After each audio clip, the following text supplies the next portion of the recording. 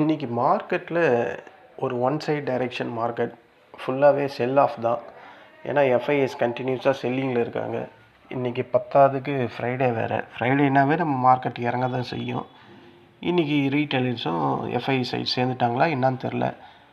ஏன் எஃப்ஐஎஸ் நான் அவ்வளோ பர்டிகுலராக சொல்கிறேன்னா, இன்றைக்கி வந்திருக்க கேண்டில்லாம் பார்த்தா எஃப்ஐஎஸ் தான் இந்த மாதிரி செல் பண்ணியிருப்பாங்க அப்படின்றது எனக்கு 100% தோணுது. அதனால் எஃப்ஐஎஸ் இன்றைக்கி செல்லிங்கில் தான் இருக்கிறாங்க அப்படின்ற மாதிரி நான் திங்க் பண்ணுறேன். ஏன்னா மார்க்கெட்டில் எந்த ஒரு இடத்துலையும் ஏற்றம் வரவே இல்லை. அந்த 3 மணிக்கு வந்ததில் ஒரு ஏற்றம், அது ஒன்று தான் மார்க்கெட்டில் ஒரு புல்லிஷ் கேண்டில், ஸ்ட்ராங்கான புல்லிஷ் கேண்டில். வேறு எந்த ஒரு இடத்துலையுமே 9:15லேருந்து 2:45 வரையும் எங்கேயுமே வரல.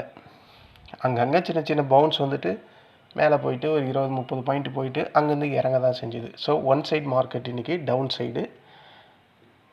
அதனால தான் மார்க்கெட்டு இறங்கிக்கிட்டே இருந்திருக்கு.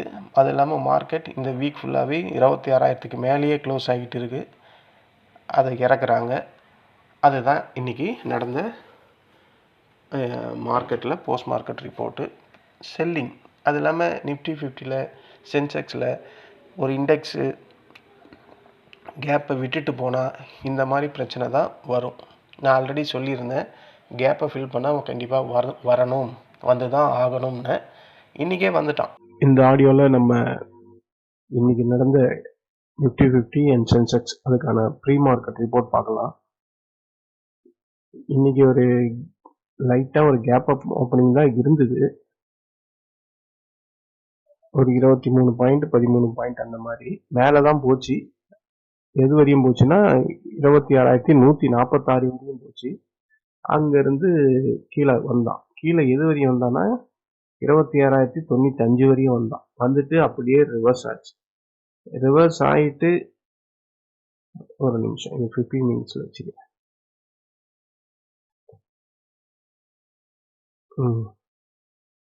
இதுதான் இந்த கேண்டில். இந்த கேண்டில் ரிவர்ஸ் ஆகிட்டு ஒரு பெரிய பீரிஷ் கேண்டில். பேரிஷ் கேண்டில் வந்தது. பேரிஷ் கேண்டில் வந்துட்டு அதுக்கப்புறம் அதில் வந்து செல்லிங் ப்ரெஷர் இல்லை. அதனால் மார்க்கெட் வந்து இந்த 26,050 க்ளோஸாக வரும்போதெல்லாம் ரிஜெக்ட் ஆகிட்டே இருந்தது. இதை பாருங்கள், இந்த கேண்டில் எல்லாம் வந்து செல்லர்ஸ் வந்து உள்ள பெரிய லெவலில் இல்லை. அதனால் வந்து ரிஜெக்ட் ஆகிட்டே இருந்தது. இந்த கேண்டில் வந்து கொடுத்தது. இந்த கேண்டில் வந்து இதை என்ன சொல்லுவாங்க, ஈவினிங் ஸ்டார்னு சொல்லுவாங்களா. ஈவினிங் ஸ்டார் கொடுத்தவனையுமே நான் இங்கே ஒரு என்ட்ரி இங்கே ஒரு என்ட்ரி என் ஃப்ரெண்ட் சர்க்கிளில் சொன்னேன். இது இங்கேருந்து ஃபர்தராக கீழே இறங்கும், ஃபோக்கஸ் பண்ணுறவங்க பண்ணுங்க. ஸ்டாப் லாஸ் வந்து இந்த கேண்டில் இருந்து பார்த்தீங்களா, இந்த க்ரீன் கேண்டில். இந்த க்ரீன் கேண்டில் அதாவது 26,102 அங்கே வந்தால் அதை ஸ்டாப் லாஸாக வச்சுக்கிங்க. தெரியுதா உங்களுக்கு? ஏற்கனவே போட்டு வச்சுக்கேன் பாருங்க. இதை வந்து ஸ்டாப் லாஸாக வச்சுக்கிங்கன்னு நான் சொல்லியிருந்தேன். பாருங்க, எக்ஸாக்டா அந்த ஈவினிங் ஸ்டார் கேண்டில் கொடுத்துட்டு அவன் பாட்டுக்குன்னு நம்ம சப்போர்ட் சொல்லியிருந்த 26,046 டச் பண்ணிட்டான். இந்த இடம் நல்ல ப்ராஃபிட் எடுத்திருந்தா நல்ல ப்ராஃபிட். ஏன்னா இந்த கேண்டில் கொடுக்கும் போது நம்ம மார்க்கெட்டை கேண்டில் 6 நான் ஆல்ரெடி சொல்லியிருக்கேன், கேண்டில் 6 பேட்டர்னை நம்ம புரிஞ்சுக்கணும், அது என்ன சொல்ல வருதுன்னு தெரிஞ்சுக்கணும் அப்படின்னு. அப்போ இது வந்து ஒருவேளை ரிவர்ஸ் ஆச்சுன்னா நம்ம ஸ்டாப் லாஸ் பக்கத்திலேயே போட்டுருவோம்.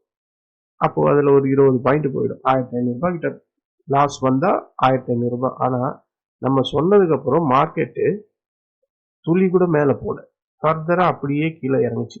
இந்த ஃபஸ்ட்டு சப்போர்ட் வரையும் இறங்குச்சு. அங்கே தான் க்ளோஸ் பண்ணாங்கன்னு 2-3 பேர் மெசேஜ் போட்டிருக்காங்க வாட்ஸ்அப்பில். நான் அங்கே தான் க்ளோஸ் பண்ணேன், ஏன்னா அது எனக்கு தெரிஞ்சு போச்சு அந்த சப்போர்ட் வரையும் போகுன்ற மாதிரி அப்படின்னு போட்டிருந்தாங்க ஃப்ரெண்ட் சர்க்கிளில். ஸோ நல்ல ப்ராஃபிட் இங்கே ஒன்றா. அதுக்கப்புறம் இந்த சப்போர்ட்டை டச் பண்ணலாம். எத்தனை மணிக்கு? 11:30. நான் சொல்லும் போது ஒரு இன்சைட் பார் கேண்டில் கொடுக்குது, இங்க சப்போர்ட்ல இன்சைட் பார் கேண்டில் கொடுத்ததுன்னா அது ஃபர்தரா மேல போகும் அப்படின்னு நான் சொல்லியிருந்தேன். இந்த இடம் தான் நான் எடுத்தது. நான் இங்க எடுக்கல, நான் இந்த இடம் எடுத்தேன், இந்த இன்சைட் பார். ஏன்னா நம்ம சப்போர்ட்டை டச் பண்ணிச்சு, ஒரு இன்சைட் பாரும் கொடுத்துருக்கு. அதை நம்ம எடுக்கலாம் எப்படின்ட்டு நான் 26,000 எடுத்தேன். நான் எடுக்கும் போது 26,109 என்னமோ இருந்தது இந்த இடத்துல. இது வரும்போது 109 110 தெரியல. அங்க எடுத்த 123 வரையும் போச்சு இந்த லெவல். அதாவது இந்த 12:45 வரையும் 27,067 இந்த இடம் வர வரையும் வெயிட் பண்ணி நான் க்ளோஸ் பண்ணிட்டேன். இந்த ஹைட் போனோனையுமே க்ளோஸ் பண்ணிட்டேன். ஏன்னா 3வது கேண்டிலும் க்ரீனா வருது. ஒருவேளை ஒரு ஷார்ப்பா ஏறி இறங்குமோன்றதுனால நாங்க க்ளோஸ் பண்ணிட்டேன். அது நான் சொன்ன மாதிரியே அது போயிட்டு மறுபடியும் ஒரு டாப்ல வந்து சப்போர்ட்லயோ ரெசிஸ்டன்ட்லயோ இந்த மாதிரி ஒரு கேண்டில் ரெட்ல வந்ததுன்னா அது ஃபர்தரா கீழே வரும் அப்படின்ற மாதிரி தான் கேண்டில் ஸ்டிக்ஸ்ல ஒரு இது. அடுத்தது இறங்கிடுச்சு. அதுக்கப்புறம் இந்த சப்போர்ட்டை டச் பண்ணி இறங்குனதுக்கு அப்புறம் 26,000த்துல சப்போர்ட்டு செம ஸ்ட்ராங்கா இருந்தது. அதனால இந்த இடத்துல செல்லிங் ப்ரெஷர் வரவே இல்லை. இந்த இடம் பாத்தீங்களா ஒரு டோஜி மாதிரி இருக்கு. ஸோ டோஜி வரும்போது அக்ரெசிவா ட்ரேட் ஆகிறவங்க என்ன பண்ணுவாங்கன்னா அந்த இடத்த யூஸ் பண்ணுவாங்க. யூஸ் பண்ண உடனேயும் இந்த சப்போர்ட் இப்போ என்னவா மாறிச்சு 26,050 ரெசிஸ்டண்டா மாறிடுச்சு. ஸோ மறுபடியும் அதை தொட்டுட்டு கீழே வந்துருச்சு. ஸோ இந்த கேப்பை இன்னைக்கு ஃபில் பண்ண வரும்னு தான் நினைச்சேன். 25,980 ஆனா அவன் 26,007 வரையும் வந்துட்டு ரிட்டர்ன் ஆயிடுச்சு. ஸோ நம்ம ப்ரிடிக்ட் பண்ண மாதிரி தான் மார்க்கெட் கேப்பை நோக்கி வரும்னு சொன்னேன், வந்திருக்கு. ஸோ அகைன் ஒரு 3 மணி 2:45 ஒரு புல்லிஷ் கேண்டில், ஸ்ட்ராங்கான புல்லிஷ் கேண்டில். ஏன் புல்லிஷ் கேண்டில் வந்ததுன்னா 26,000த்துல சப்போர்ட் ஸ்ட்ராங்கா இருந்தது.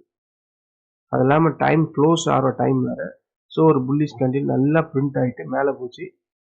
நம்ம ஃபர்ஸ்ட் சப்போர்ட்டை ரெசிஸ்டண்டா எடுத்து மார்க்கெட் அங்க ஹோல்ட் ஆயிடுச்சு. இன்னைக்கு நிஃப்டி 50 ஒரு 100 பாயிண்ட் மைனஸ், 130 பாயிண்ட் கிட்ட இருந்தது. அந்த கடைசி நேரத்துல வந்து ஒரு 30 பாயிண்ட் ரெக்கவரி பண்ணி முடிஞ்சிருக்கு. இதுதான் நிஃப்டி 50ல இன்னைக்கான போஸ்ட் மார்க்கெட் ரிப்போர்ட். நமக்கு ஆப்பர்ச்சுனிட்டி எக்ஸாக்டா பார்த்தா நம்ம சப்போர்ட்ல இங்க கொடுத்தது, இந்த சப்போர்ட்டை ரெசிஸ்டண்டா எடுத்தது இங்க எடுத்துக்கலாம். ஸோ கன்ஃபார்மா எடுக்கிற இடம் வந்து 2 இருக்கு. பட் கேண்டில் ஸ்டிக்ஸ் பேட்டர்னை தெரிஞ்சவங்க இந்த இடத்த கண்டிப்பா யூஸ் பண்ணிக்கலாம். நம்மளோட சப்போர்ட்ல எடுத்தவங்க இந்த 2 ஆப்பர்ச்சுனிட்டி. சென்செக்ஸ் வந்தா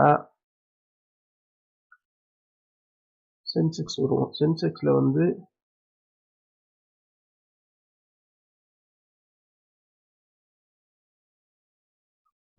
சென்செக்ஸ்ல இதுதான் 9.25 கேண்டில். ஒரு ஷார்ப்பா டவுன் வந்துட்டு மேலே போச்சு. அந்த பழைய கேண்டில் ஸ்டிக்ஸோட லோயர் அந்த ப்ரீவியஸ் லோவை டெஸ்ட் பண்ணிட்டு அகைன் ஒரு ஷார்ப்பான செல்லிங். நம்ம சப்போர்ட்டை எடுத்தான். எத்தனை மணிக்கு எடுத்தான்? 12 மணிக்கு எடுத்துட்டு லிட்டில் பிட் மேலே போச்சு. எது வரைக்கும் போச்சுன்னா 85,116 வரையும் போயிருக்கு. அதாவது இந்த இடம் சொல்றேன். நம்ம சப்போர்ட்டை எப்படி அது ரெஸ்பெக்ட் பண்ணுது? ஃபர்ஸ்ட் கேண்டில் 11, அதுக்கப்புறம் 11.25, அதுக்கப்புறம் 12, அப்புறம் 12.25. ஸோ இதனால தான் நான் அடிக்கடிக்கு உங்ககிட்ட சொல்றது சப்போர்ட்ல ஃபோக்கஸ் பண்ணுங்க ஆப்ஷன் பையர்ஸ் எல்லாம் அப்படின்னு சொல்றது இந்த ஒரு ரீசன் தான். வேற இந்த இடம்லாம் நான் சொல்லலாம்ல, இங்க வந்து அது சப்போர்ட் எடுத்துட்டு மேலே போகணும்.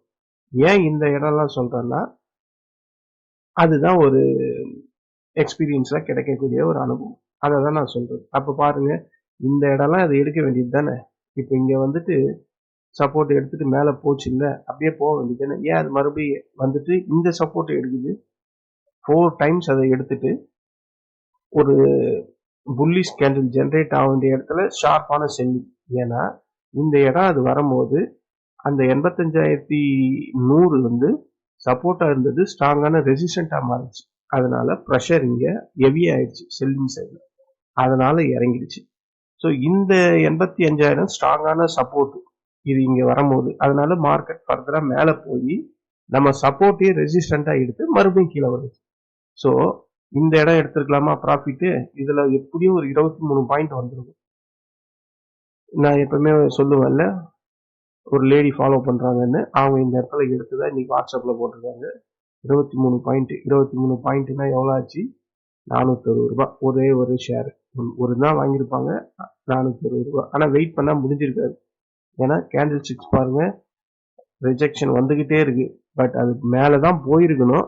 அது என்னவோ இந்த இடத்துல 85,100ல வந்து கால் சைட்ல இன்க்ரீஸ் ஆனதேனால அது ப்ரெஷர்ல இறங்கிடுச்சு. அதுக்கப்புறம் இந்த இடத்த எடுத்துருக்கலாம்.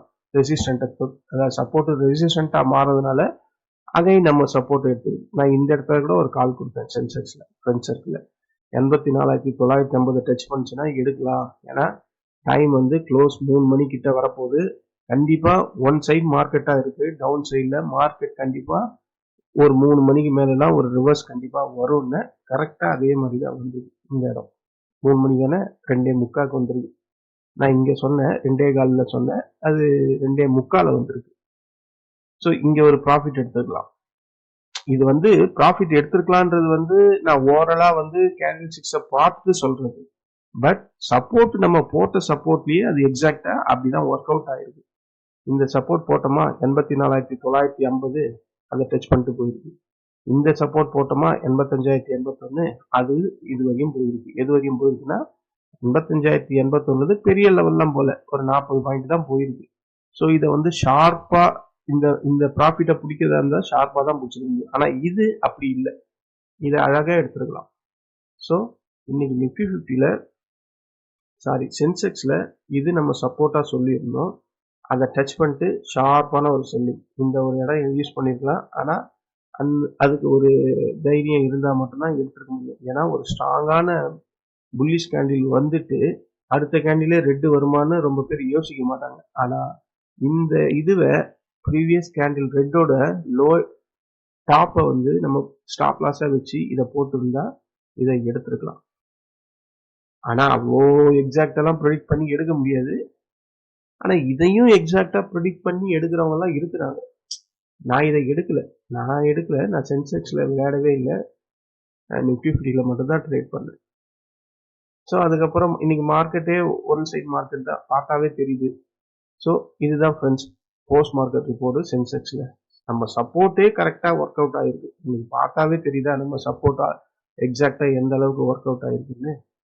அதனால தான் நான் ஆப்ஷன் பையர்ஸு சப்போர்ட் ரெசிஸ்டன்ட்ல கண்டிப்பா அதை பிடிங்க அப்படின்னு சொல்றது. இந்த ஒரு ரீசன் தான். கண்டிப்பா இங்க தான் நம்மளால ப்ராஃபிட் பண்ண முடியும். இங்கெல்லாம் பண்ண முடியுமா நம்மளால? இந்த ரேஞ்சில எல்லாம் முடியாதுல்ல. அது மார்க்கெட்டு மேலே போகுமா கீழே போகுமான்றது நமக்கு தெரியாது. ஆனா சப்போர்ட் வரும்போது வாய்ப்புகள் அதிகமா மேலே போறதுக்கு இருக்கு. ஏன்னா அங்க ஸ்ட்ராங்கா சப்போர்ட் இருக்கும். திடீர்னு இந்த ஸ்மார்ட் பையர் கான்செப்ட்ல இருக்கவங்களாம் அங்கதான் சப்போர்ட்ல தான் வந்து மார்க்கெட்டை ஏற்றி விடுவாங்க. ஏன் டிஏஎஸே வந்து ஸ்ட்ராங்கான சப்போர்ட் கிட்ட வரும்போது தான் மார்க்கெட்டை ஏற்றி விடுவாங்க. ஏன்னா அப்போ சப்போர்ட்ல ஏன் வந்து ஏத்துறாங்கன்னா ரெசிஸ்டன்ட்ல ஓரளவுக்கு பல்கா வந்து ப்ரீமியம் எல்லாம் இன்க்ரீஸ் ஆயிருக்கும். அவங்க இங்கிருந்து ப்ரெஷர் பண்ணி மார்க்கெட்டை மேலே தூக்கிட்டு போகும்போது அது எல்லாமே வந்து வாங்குற டிஐஸ்க்கு ப்ராஃபிட்டபிளா தான் முடியும். அந்த ஒரு ரீசனுக்காக தான் சப்போர்ட்ல தான் பெரிய பெரிய பிளேயர்ஸ் எல்லாம் உள்ள வருவாங்கன்றதுனால தான் நான் சப்போர்ட்டை சூஸ் பண்றது. இதுதான் இன்னைக்கான போஸ்ட் மார்க்கெட் ரிப்போர்ட். வேர்ல்டு மார்க்கெட்லாம் எப்படி முடிஞ்சிருக்கு அப்படின்றத ஒரு கிளான்ஸ் செக் பண்ணலாம். வேர்ல்டு மார்க்கெட் இன்னைக்கு டாக்ஸ்லாம் இல்லை, லீவுன்னு நினைக்கிறேன். எஃப்டிஎஸ்சி சிஎஸ்சி கூட இல்லை. நிக்கி வந்து 342 பாயிண்ட் பிளஸ்ல முடிஞ்சிருக்கு. ஆங்சங் 45 பாயிண்ட், ஷாங்காய் கம்போசிட் 4 பாயிண்ட், நம்ம NSC Nifty 100 point minus, BSc Sensex 367 point minus, STI வந்து 1 பாயிண்ட் கிட்ட மைனஸ், காஸ்பி 21 பாயிண்ட் பிளஸ்ல முடிஞ்சிருக்கு.